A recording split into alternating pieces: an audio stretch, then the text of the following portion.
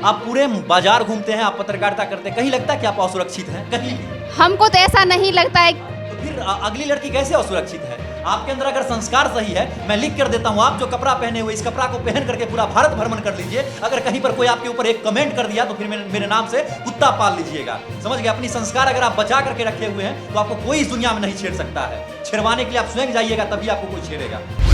कहना चाहूँगा रश्मि जी, दुनिया चाहे अपना जलन जारी रखे, आप अपना जलवा जारी रखिए।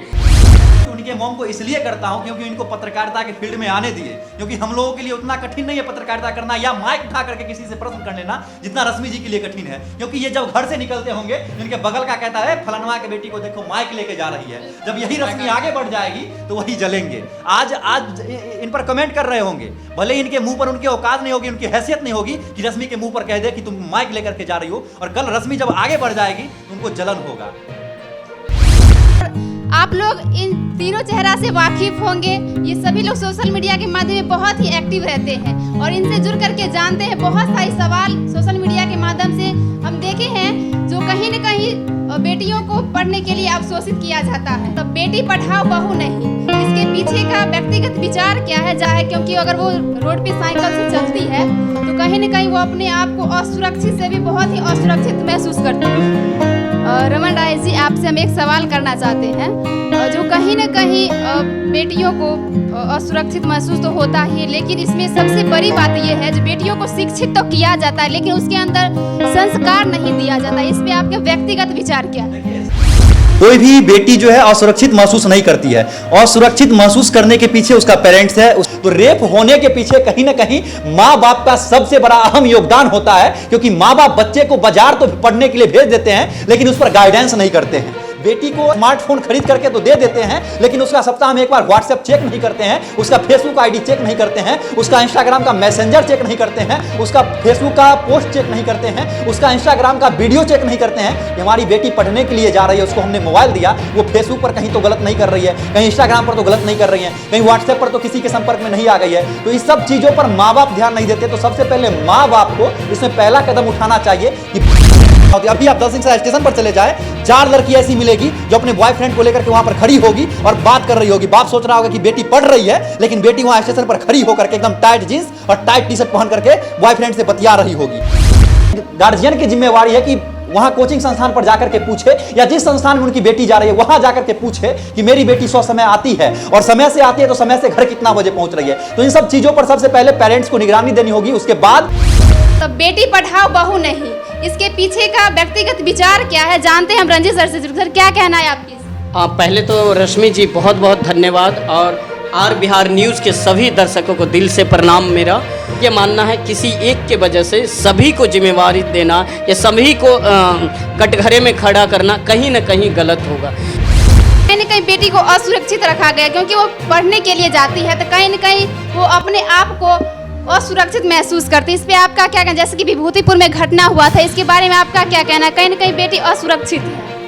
आपने बात की विभूतिपुर का घटना का, तो विभूतिपुर में जो लड़की की हत्या हो गई थी, कहीं ना कहीं एक लड़का आया और उसका काफ़ी 2 घंटे पहले से इंतजार कर रहा था वो लड़की का आने का। वो लड़की कहीं ना कहीं शहर से पढ़ के गई, बस से उतरी और साइकिल लेके निकल पड़ी अपने घर की ओर, लेकिन उनको गोली मार की हत्या हो जाती है। देखिए, ये बहुत मुद्दा है करंट में जो चल रहा है, और मेरा तो ये मानना है किसी एक के वजह से सभी को जिम्मेवारी देना या सभी को कटघरे में खड़ा करना कहीं ना कहीं गलत होगा।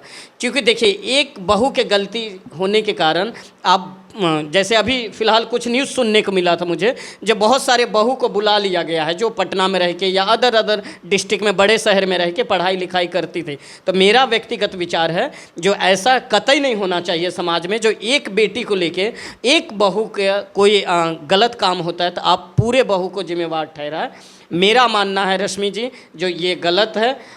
हर इंसान का एक अपना सोच इस्तेमाल करना चाहिए, ये ना कि एक अगर गलत निकला है तो आप सबको गलत कह सकते हैं। बिल्कुल। तो सर का ये कहना है अगर एक महिला गलती करती है तो सभी महिलाओं को हम दोषी नहीं ठहरा सकते हैं ना।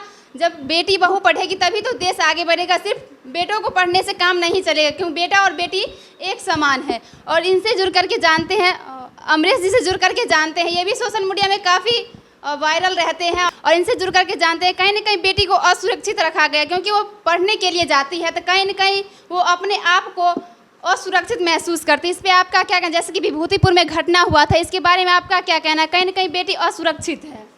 आर बिहार देखने वाले सभी दर्शकों का मेरा नमस्कार और मेरा नाम अमरेश कुमार है और इसके लिए आपको बहुत धन्यवाद अपने इस खास एपिसोड में समय दिए। आपने बात की विभूतिपुर का घटना का, तो विभूतिपुर में जो लड़की की हत्या हो गई थी, कहीं ना कहीं एक लड़का आया और उसका काफ़ी 2 घंटे पहले से इंतजार कर रहा था वो लड़की का आने का। वो लड़की कहीं ना कहीं शहर से पढ़ के गई, बस से उतरी और साइकिल लेके निकल पड़ी अपने घर की ओर, लेकिन उनको गोली मार की हत्या हो जाती है। तो लोग उसके बाद एसपी जो थे हमारे समस्तीपुर के, वो इस क्राइम को अपने संज्ञान में लिए। उसके बाद बताया कि ये प्रेम प्रसंग का मामला था। कहीं ना कहीं वो जो लड़का था उनसे बेपनाह मोहब्बत करता था और वो उसको बोला लड़का जो तुमसे हम प्यार करते हैं, तुम मेरी हो जाओ, लेकिन लड़की बोली नहीं, हम नहीं हो सकते। इसी के फेर में वो लड़का गोली उसको मार दिया। कहीं ना कहीं ये अन्याय है और जो पढ़ती लिखती लड़की है उसके साथ ये अन्याय है। इसके डर से कितने लोग अपने बेटी को पढ़ाना नहीं चाहते, सोचते हैं बाजार आप नहीं जाइए, आप घर में रहिए, गाँव के कोचिंग में पढ़िए, लेकिन बाजार में नहीं पढ़िए। तो आप बताइए कैसे बेटी आगे बढ़ेगी? जैसे कि अमरीश जी ने बताए, जो कहीं ना कहीं बेटी को असुरक्षित रखा भी जाता है, क्योंकि अगर वो रोड पे साइकिल से चलती है तो कहीं ना कहीं वो अपने आप को असुरक्षित से भी बहुत ही असुरक्षित महसूस करती है। कोई भी बेटी जो है असुरक्षित महसूस नहीं करती है। असुरक्षित महसूस करने के पीछे उसका पेरेंट्स है, उसका माता पिता है। बच्ची के अंदर संस्कार नहीं डालता है। उसकी बच्ची रास्ते में चल रही है, वो कौन सी कपड़ा पर कमेंट होता है ना, अगर टाइट जींस पहन के लड़की चलेगी, टाइट टी शर्ट पहन के लड़की चलेगी तो उस पर कमेंट होगा या नहीं होगा? आप बताइए रंजीत सर।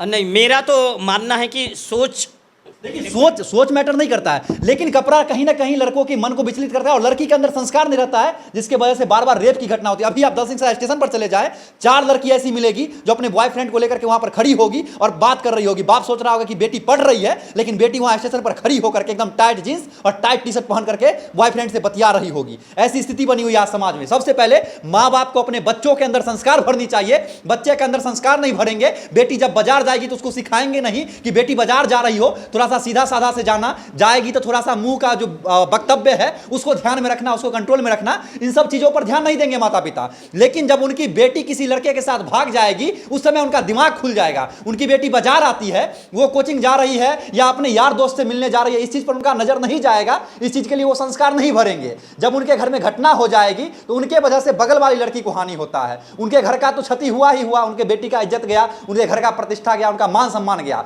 लेकिन उस लड़की के वजह से दूसरे लड़की का कोचिंग जाना बाधित हो जाता है। तो इसीलिए सबसे पहले बच्चियों के अंदर संस्कार भरिए। बच्चियों के कपड़ा से इफेक्ट नहीं पड़ता, बोली से इफेक्ट नहीं पड़ता, लेकिन संस्कार सबसे मेन चीज है। संस्कार भरना सिखाइए।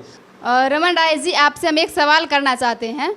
जो कहीं ना कहीं बेटियों को असुरक्षित महसूस तो होता ही है, लेकिन इसमें सबसे बड़ी बात यह है जो बेटियों को शिक्षित तो किया जाता है लेकिन उसके अंदर संस्कार नहीं दिया जाता। इस पे आपके व्यक्तिगत विचार क्या है? देखिए, संस्कार की बात ऐसी है कि जब बच्ची को जन्म देते हैं कोई माता पिता, तो सबसे पहले उसके अंदर अच्छी संस्कार दें। उसके लिए सबसे पहले अपने घर का परवरिश बदलना होगा, अपने घर की बोली विचार बदलना होगा, अपने घर के आसपास के गंदे माहौल से अपने बच्चियों को बचाना होगा। तब जाकर बच्ची जो है आगे चलकर कुछ अच्छा करेगी। और समाज में आजकल क्या चल रहा है, एक ज्योति मोड़िया, एक सरिता, इस सब के वजह से जो है बहुत सारे अब पुरुष जो है वो अपने पत्नी को नहीं पढ़ाना चाह रहे हैं। एक दो लड़की जब समाज में भाग जाती है, एक दो लड़कियों का रेप हो जाता है, तो पिता अपने बेटी को पढ़ाना नहीं चाहते कि मेरी बेटी अगर बाजार जाएगी पढ़ने के लिए तो उसका हो सकता है रेप हो जाएगा। तो रेप होने के पीछे कहीं ना कहीं माँ बाप का सबसे बड़ा अहम योगदान होता है, क्योंकि माँ बाप बच्चे को बाजार तो पढ़ने के लिए भेज देते हैं लेकिन उस पर गाइडेंस नहीं करते हैं। बेटी को स्मार्टफोन खरीद करके तो दे देते हैं, लेकिन उसका सप्ताह में एक बार व्हाट्सएप चेक नहीं करते हैं, उसका फेसबुक आईडी चेक नहीं करते हैं, उसका इंस्टाग्राम का मैसेंजर चेक नहीं करते हैं, उसका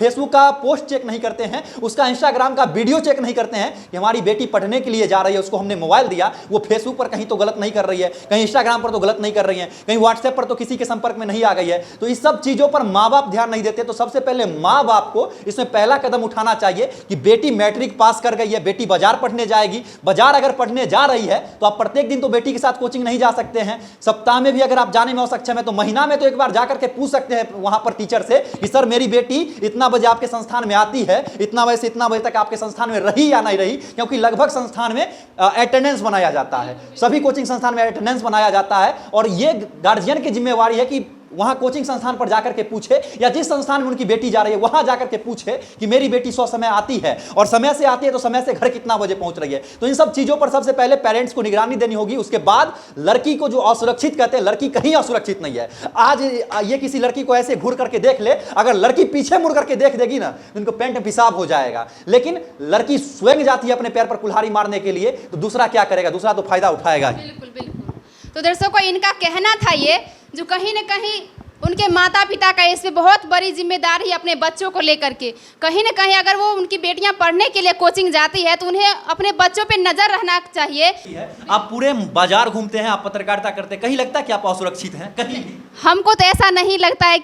तो फिर अगली लड़की कैसे असुरक्षित है? आपके अंदर अगर संस्कार सही है, मैं लिख कर देता हूं, आप जो कपड़ा पहने हुए इस कपड़ा को पहन करके पूरा भारत भ्रमण कर लीजिए। अगर कहीं पर कोई आपके ऊपर एक कमेंट कर दिया तो फिर मेरे नाम से कुत्ता पाल लीजिएगा। समझ गए? अपनी संस्कार अगर आप बचा करके रखे हुए हैं तो आपको कोई इस दुनिया में नहीं छेड़ सकता है। छेड़वाने के लिए आप स्वयं जाइएगा, तभी आपको कोई छेड़ेगा। हम आपको अगर देख के छेड़ दिए, अगर आप हम हमारे ऊपर देख दीजिएगा ना, तो हमारी जो है अंदर से हार्ट अटैक वाली फीलिंग आ जाएगी तुरंत, कि अब हार्ट अटैक हो जाएगा अगर लड़की ताक दे ऐसे करके। तो और एक बार अगर विरोध कर देते तो किसी दूसरे लड़के के कभी दोबारा देखिए सर, लड़की को अगर कहीं पर छेड़ा जा रहा है, लड़की अगर एक बार जोर से चिल्ला दे तो वहां के जितने भी लोग होते हैं सब अपनी बेटी समझ करके उस लड़की का सुरक्षा करते हैं और लड़के को पकड़ के बड़ी मार मारते हैं।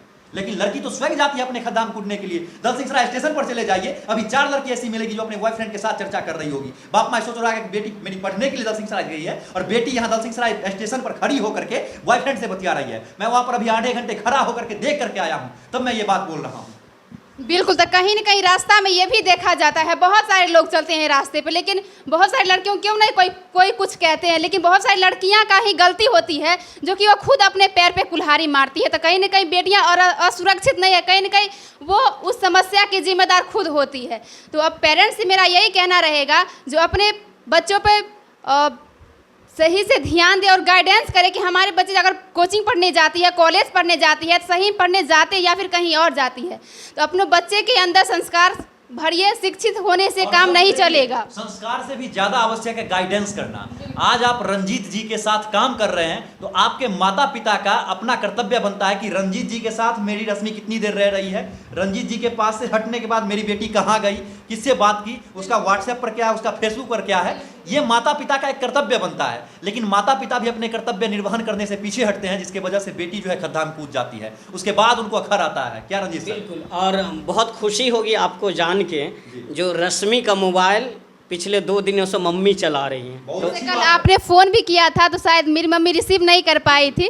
तो आज बात था ऐसा कि ये कंटेंट था मेरे नज़र में, वो पानी जो पेड़ से गिर रहा था, तो मैंने सोचा ये कंटेंट हमने कर लिया, रश्मि के आसपास का है, रश्मि लड़की है, दूर तो जा नहीं सकती जितना दूर मैं चला जाता हूँ, रश्मि आकर के यहाँ पर कंटेंट कर लेगी। तो इसलिए मैंने आपके फ़ोन पर फ़ोन किया था, लेकिन दुर्भाग्य है कि आपके फ़ोन से रिसीव नहीं किया गया था मेरा कॉल, क्योंकि मेरी मम्मी के पास फ़ोन था इसलिए। कोई नहीं ना। और बहुत अच्छा लगता है जो रश्मि जी, आप बहुत अच्छा काम कर रही हैं और मैं सल्यूट करता हूं आपकी मॉम को, जो आपकी मॉम नहीं आपकी फ्रेंड बन के आपके साथ। नहीं, मैं सल्यूट उनके मॉम को इसलिए करता हूं क्योंकि इनको पत्रकारिता के फील्ड में आने दिए, क्योंकि हम लोगों के लिए उतना कठिन नहीं है पत्रकारिता करना या माइक उठा करके किसी से प्रश्न कर लेना, जितना रश्मि जी के लिए कठिन है। क्योंकि ये जब घर से निकलते होंगे, इनके बगल का कहता है फलानवा के बेटी को देखो माइक लेके जा रही है, जब यही रश्मि आगे बढ़ जाएगी तो वही जलेंगे। आज इन पर कमेंट कर रहे होंगे, भले ही इनके मुंह पर उनकी औकात नहीं होगी, उनकी हैसियत नहीं होगी कि रश्मि के मुंह पर कह दे कि तुम माइक लेकर के जा रही हो, और कल रश्मि जब आगे बढ़ जाएगी तो उनको जलन होगा। कहीं न कहीं जलन तो अपने पारिवारिक से ही स्टार्ट होती है। अपना लोग कोई नहीं चाहता है कि हमारे घर से कोई व्यक्ति आगे बढ़े। क्या ऐसा ही है? कोई लड़की काम करने के लिए जाए, अगर आप अच्छे काम भी कर रहे हैं, समाज के लिए भी काम कर रहे हैं, तो कोई नहीं चाहेगी। आज मेधा पाटकर जी जो हैं, जिन्हें पूरा मध्य प्रदेश, पूरा महाराष्ट्र, पूरा बिहार ताई जी के नाम से बुलाता है, वो अपने पति को छोड़ करके समाज सेवा कर रही है, मजदूरों के लिए काम करती है। अगर उनके दिमाग में ये थॉट आता कि मैं समाज के लिए लड़ रही हूँ, मैं अपने पति को छोड़ दी हूँ, तो क्या आज वो इतना नाम बना पाते? किसी भी मुख्यमंत्री के पास जाते तो मुख्यमंत्री अपना सीट छोड़ करके पहले ताई जी को पैर छू करके प्रणाम करता है। नरेंद्र मोदी जी जब भाषण देते हैं उनको नींद नहीं होता, ताई जी का नाम अपने भाषण में लेते हैं, मेधा पाटकर का। अमित शाह अगर भाषण देते उसमें मेधा पाटकर का नाम लेते हैं। तो कहीं ना कहीं वो समाज से हट करके आगे बढ़े, समाज का सेवा किए। उनके घर के अगल बगल के लोग तो आगे आज भी कमेंट कर रहे होंगे कि उसने अपने पति को छोड़ दिया, लेकिन उससे इफेक्ट क्या पड़ा? कुछ भी उनके ऊपर इफेक्ट पड़ा? आज विदेश से लोग आते हैं ताई जी के पास जाकर के उनसे नॉलेज लेते हैं, उनके ऊपर एनालिसिस करते हैं कि आखिर मेधा पाटकर इतना अच्छा काम करती कैसे है। मैं तो कहना चाहूँगा रश्मि जी, दुनिया चाहे अपना जलन जारी रखे, आप अपना जलवा जारी रखिए। और कहते हैं ना, लहरों के डर से नौका पार नहीं होती, कोशिश करने वालों का हार नहीं होती। तो आपको हार नहीं मानना है, बस कुत्ते हैं, भोंकते रहेंगे। और देखिए, और आप लोगों का काम है कहना, आप अच्छा करेंगे फिर भी उसमें 2 निगेटिव निकालेगा। अरे फलनमा के बेटी आई ना अच्छा करे, पहले तो ऐसे करते रहे, ठीक है।